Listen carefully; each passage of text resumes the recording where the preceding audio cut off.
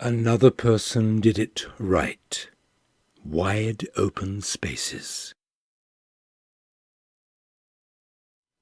A reading of Paul's letter to the Romans, chapter 5, from Eugene H. Peterson's The Message.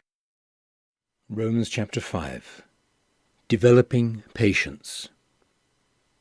By entering through faith into what God has always wanted to do for us, set us right with Him, make us fit for Him, we have it all together with God because of our Master Jesus.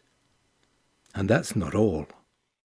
We throw open our doors to God and discover at the same moment that He has already thrown open His door to us. We find ourselves standing where we always hoped we might stand, out in the wide open spaces of God's grace and glory, standing tall and shouting out praise. There's more to come. We continue to shout our praise even when we're hemmed in with troubles, because we know how troubles can develop passionate patience in us, and how that patience in turn forges the tempered steel of virtue, keeping us alert for whatever God will do next. In alert expectancy such as this, we're never left feeling short-changed.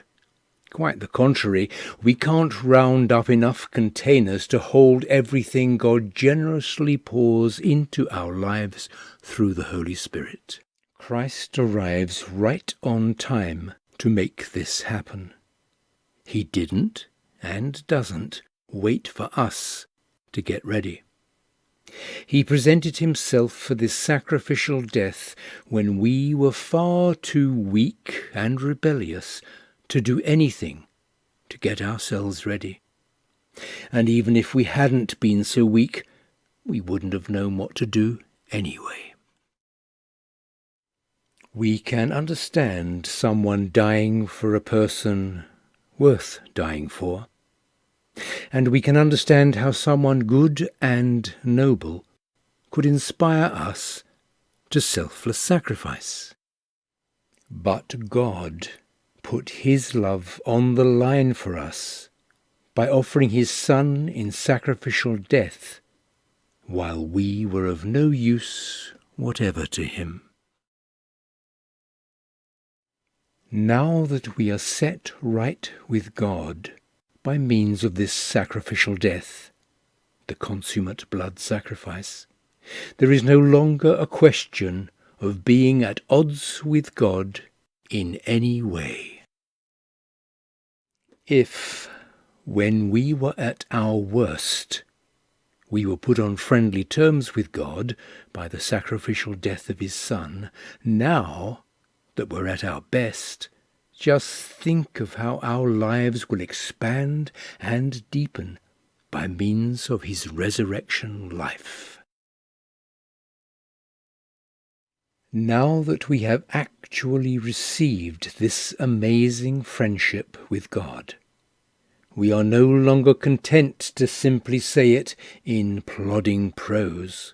We sing and shout our praises to God through Jesus the Messiah.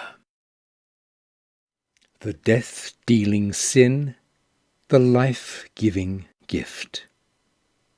You know the story of how Adam landed us in the dilemma we're in, first sin, then death, and no one exempt from either sin or death. That sin disturbed relations with God in everything and everyone. But the extent of the disturbance was not clear until God spelled it out in detail to Moses. So death, this huge abyss separating us from God, dominated the landscape from Adam to Moses, Even those who didn't sin precisely as Adam did, by disobeying a specific command of God, still had to experience this termination of life, this separation from God. But Adam, who got us into this, also points ahead to the one who will get us out of it. Yet the rescuing gift is not exactly parallel to the death-dealing sin. If one man's sin put crowds of people at the dead-end abyss of separation from God, just think what God's gift, poured through one man, Jesus Christ, will do. There's no comparison between that death-dealing sin and this generous life-giving gift. The verdict on that one sin was the death sentence. The verdict on the many sins that followed was this wonderful life sentence. If death got the upper hand through one man's wrongdoing, can you imagine the breathtaking recovery life makes, sovereign life, in those who grasp with both hands this wildly extravagant life gift, this grand setting everything right that the one man Jesus Christ provides? Here it is in a nutshell. Just as one person, Adam, did it wrong and got us in all this trouble with sin and death, another person, Jesus, did it right and got us out of it. But more than just getting us out of trouble, he got us into life. One man said no to God and put many people in the wrong. One man said yes to God and put many in the right. All that passing laws against sin did was produce more lawbreakers.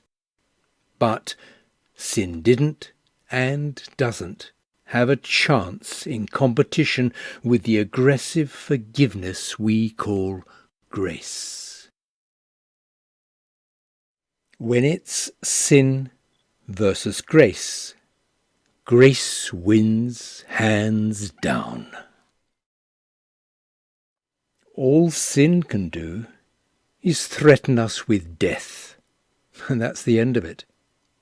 Grace, because God is putting everything together again through the Messiah, invites us into life.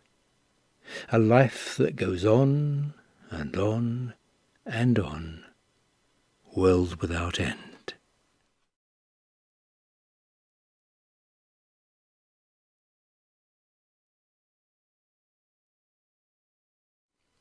Jesus did it right.